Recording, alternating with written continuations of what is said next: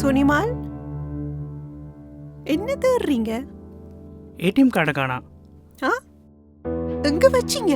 அதை தான் தேடுறேன். ஹலோ சார், நாங்கள் பேங்க்ல இருந்து கதைக்கிறோம் சார். இன்ஃபார்ம் பண்ண நேரத்திலேயே நாங்கள் கார்டை டெம்பரரி பிளாக் பண்ணிட்டோம் சார். ரிப்போர்ட் பண்ணுறதுக்கு முதலே டிரான்சாக்ஷன் நடந்திருக்கு. அப்படின்னா அது நேற்று பார்ட்டியில் தான் காணாம போயிருக்கும். சார், பிரான்ச்சுக்கு வந்து ரீப்ளேஸ்மெண்ட் கார்டு எடுக்கும் போது மறக்காம எஸ்எம்எஸ் அலர்ட் போட்டுக்கோங்க. அப்போ எந்த டிரான்சாக்ஷன் செஞ்சாலும் அப்பவே சாரோட ஃபோனுக்கு எஸ்எம்எஸ் ஒன்று வரும்.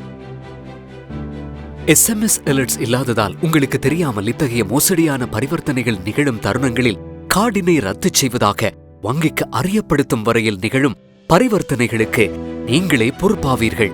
எனவே உங்கள் அனைத்து பரிவர்த்தனைகள் தொடர்பிலான விவரங்கள் கையடக்க தொலைபேசிக்கு உடனடியாக அறியத்தரும் எஸ்எம்எஸ் அலர்ட் சேவையை இன்றே உங்கள் வங்கியினூடாக செயற்படுத்திக் கொள்ளுங்கள்.